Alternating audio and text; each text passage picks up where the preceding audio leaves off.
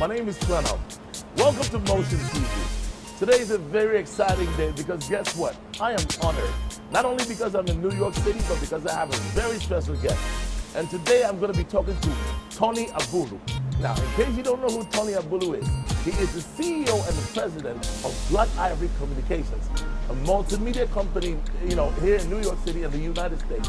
Now, I don't mean 2 years experience, 30 years experience in entertainment, filming, production. But let me save that for later. I'd like to welcome him right now. Come with me. Welcome to Motion TV. Thank you very much. Thank you very much. I'm really happy to be here.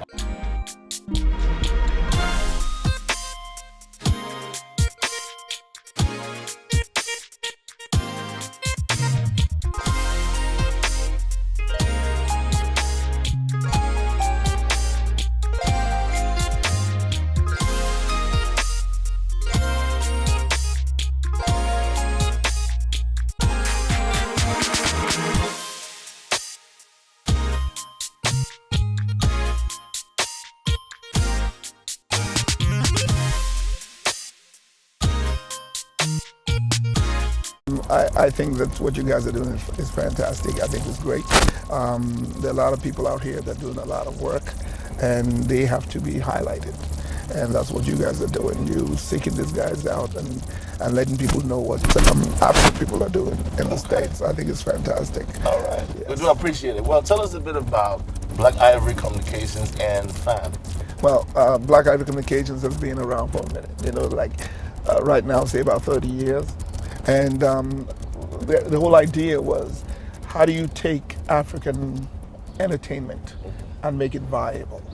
It's one thing to have African art. It's one thing to have music. You want to have films, but can they be viable in such a way that the continent can be able to benefit from it, and other artists can develop by virtue of the fact that you can make sales from the entertainment products.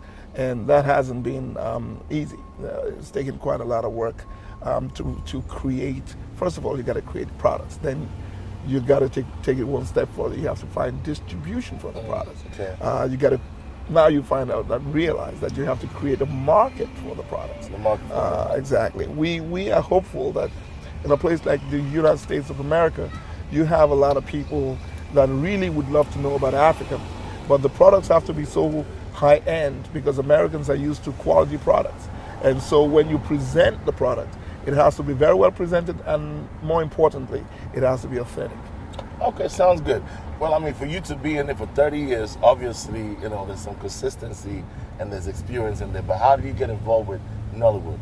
Well, Nollywood right now, as we are seeing, creates the most vibrant and the most important entertainment product in Africa now.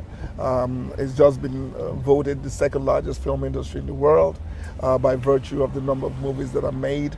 In 2003, I shot a movie in Nigeria in 1997, and in 2003, I realized that some of the filmmakers that are there are doing great work. They're struggling and at the same time, but they're doing great work. I said, let me see if I can make their work a little more global.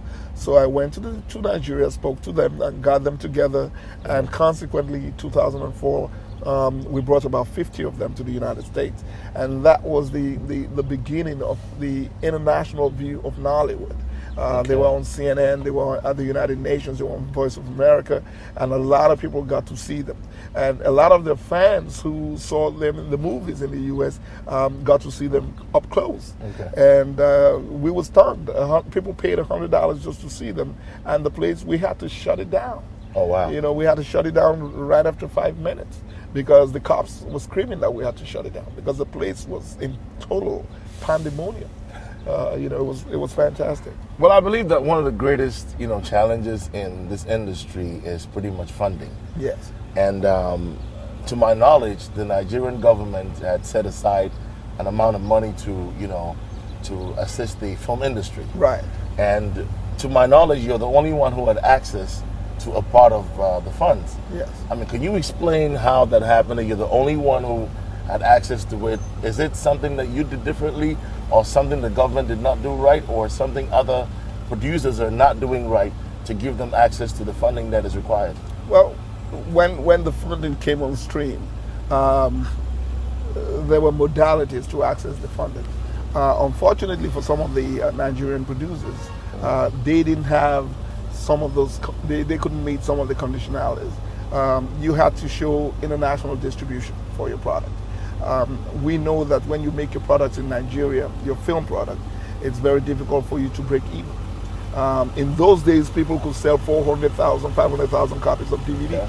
Now, with all the piracy going on the whole place, the only place you plan to make some money will be in the theaters. Yeah, we'll come to the piracy aspect of things, you know, where I really want to get into how to prevent piracy, you know, and stuff like that. But, I mean, the funding aspect. Well, you know, so I went down there, and a lot of people told me that it was a farce, that there was no real funding. I said, listen, I don't believe your president can lie.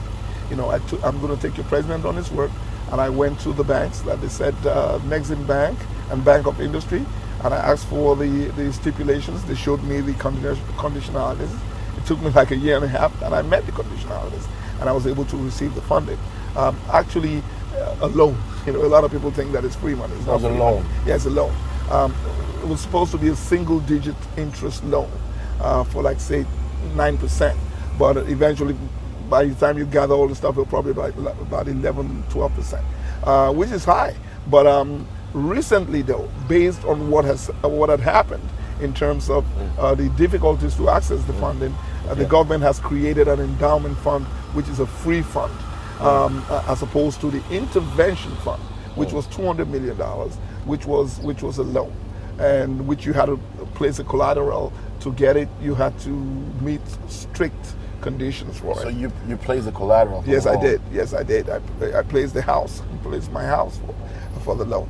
But that shows you got to have the confidence to be able to place your house. Well, I mean, watching. I didn't really see the movie Dr. Bello, but just looking at the preview and the lineup of actors and actresses that were in there, of course, definitely you would take a risk of that nature. Yes. I mean, tell us a bit about Dr. Bello and you know the involvement of the Nigerian actors and the Hollywood actors. I mean, that's a very unique merger. Right. How did you pull it off, and how is the movie doing? Well, like I told you, you know, I've lived here for like 30 years. I realized over time, you know, I made other movies, so you gain a lot of experience when you keep doing the same thing. You know, sometimes you make mistakes, sometimes you learn.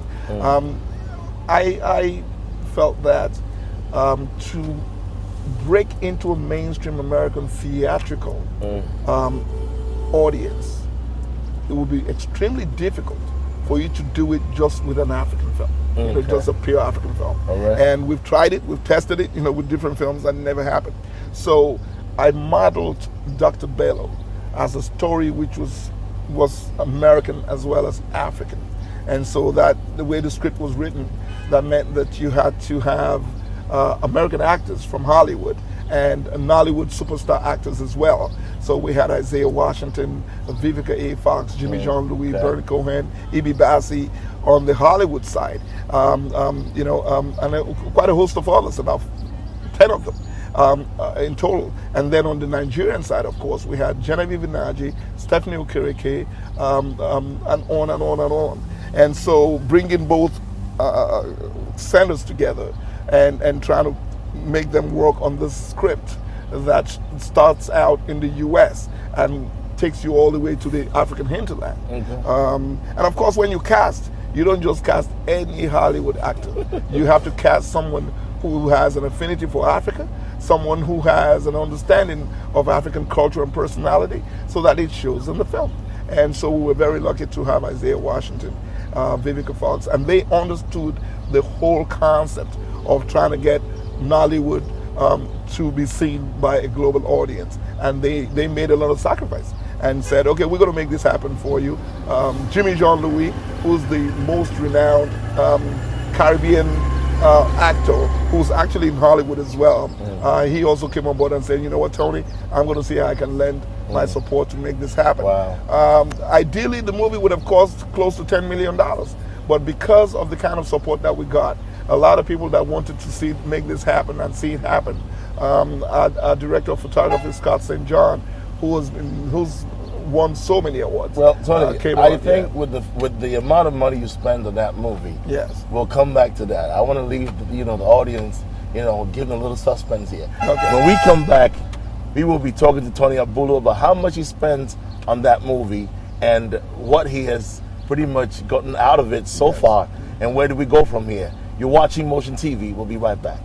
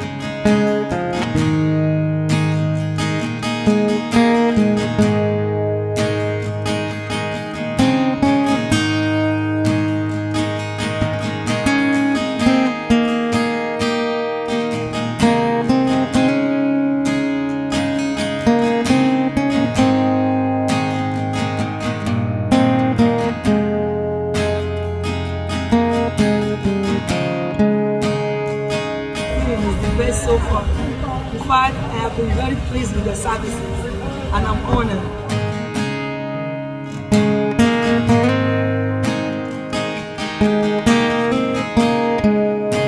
All right, welcome back to Motion TV here, having an interview with the great Tony Abulu, film producer.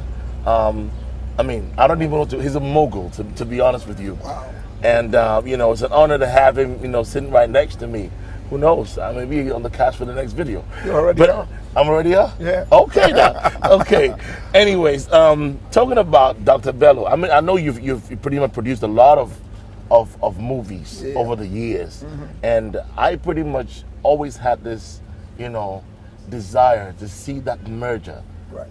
And this is more like a dream come true to me as well. So I celebrate with you as well. But funding-wise, how much money was involved in the entire production? Well, Dr. Baylor cost $1 million to make. The thing about it is this: the average Hollywood movie now, the minimum is like $50 million, and then you go on to $100 million, $200, $300, $400 million. So how do you make a film for $1 million, which is like really not totally unheard of in Hollywood? How do you make a film for $1 million and have mainstream America watch it? That was the challenge. But like I said, with the kind of support that we had, we were able to raise some money from the government, $250,000 initially, and then of course I had to put my money in it and try to raise money. Then we got support from a lot of different institutions that we never believed. MTN in Nigeria came up with 50 million naira, which is like 300,000 US dollars. DSTV came up with so much marketing and publicity support. And a couple of the banks, Time Big Bank, came in as well. So I got some friends of mine who were very, very supportive.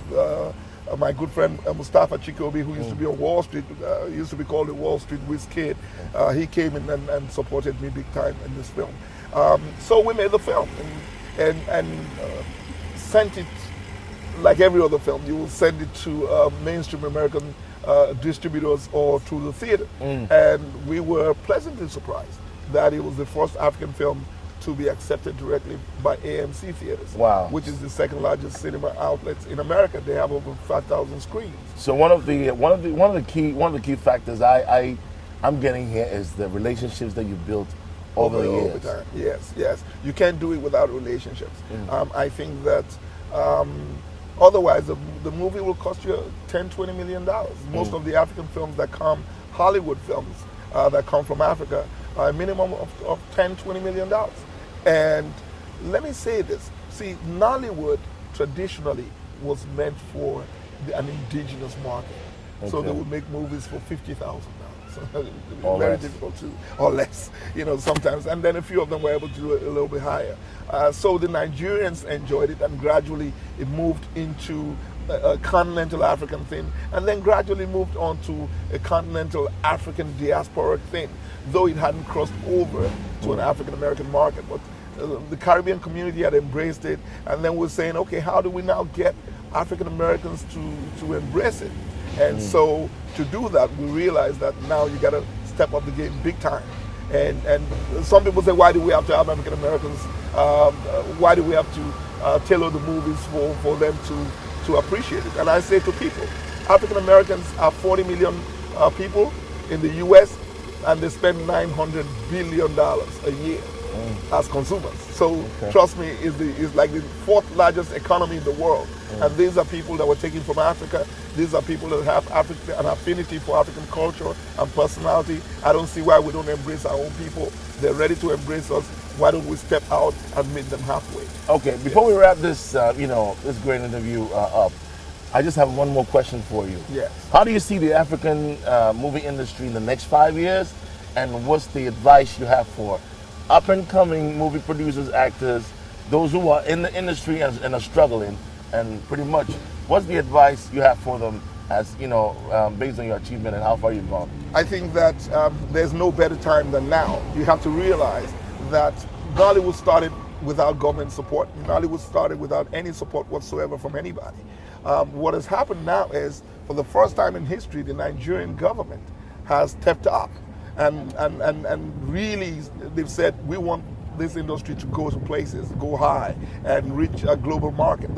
Before we wrap this great interview up with Tony Abulu, I just want to pretty much ask one more question, and that is, how do you see the African movie industry in the next 5 years?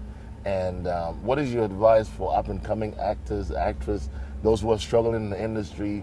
I mean, what is the advice for them?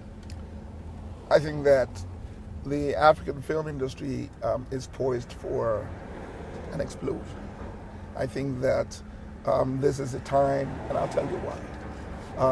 When Nollywood started about 20 years ago, there was no funding. People were just using their own little monies. Now the Nigerian, this is going to be, the fundamental difference is that now the government has stepped in. So the government has stepped in with funding, which is critical.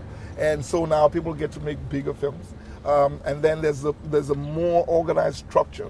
Nollywood has always had a structure. The guilds are all there, the Actors Guild, Directors Guild, Director of Photography Guild, on and on. They've always had that, and they're very well organized.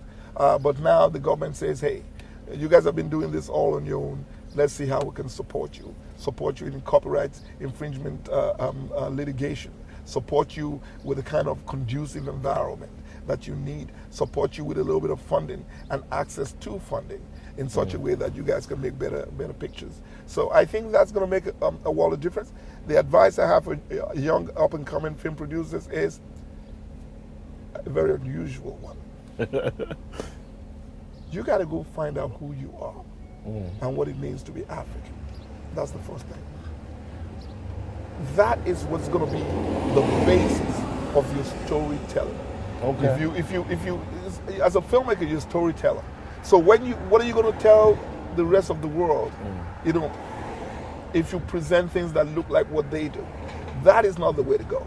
You got to go and find out what it means to be African. You got to go sit with your great-grandmother. You got to sit with your grandmother if you can, your grandfather, and let them tell you about Africa. Let them sing songs about Africa. This is where you're going to get the melody for the film scoring, so that it becomes really authentic. The stories have to be authentic. And I'm not saying that the stories all have to be traditional stories, old stories. I'm saying there has to be, you got to remember, Africa's been colonized for 50 years. So what you see in most cases is a colonized depiction of what Africa is. That's not what Africa is. When we're looking for people that can tell us a story, the story of Dr. Bello, for instance, is man's ability to communicate with plants. You don't find that anywhere. So and in Africa, people know you can communicate with plants. That they do, yeah. There you go. So you got to come up with something that is pretty authentic. And if you're able to do that and tell that story well, you'll captivate everybody. And I think that's the first step. Leave the funding aspect to people like myself who are creating that opportunity. All you got to do, you have the story, you apply, you have quality training. That's going to be another key issue. And then let's do this. I'm privileged to have you here, but how can people have access to you? My brother, I'm all over the place. You go to my website. You can go to drbello.com. drbello.com. Yes, you'll see my information there. Okay. Or you go to fanmovieland.com. Fanmovieland.com. Yeah, and that is the copyright aspects and all those other areas what we do and distribution of films that we do. So either way, drbello.com. Fanmovieland.com, or just Google my name, Tony Abulu. Tony Abulu. Okay, it's that simple. Yeah. All right. They say you cannot take people where you've not been, and you cannot give people what you don't have. He's been there, he's done that. Tony Abulu for you on Motion TV. Until next time, my name is Clennam. It's been a pleasure having him. So see you later. Bye-bye.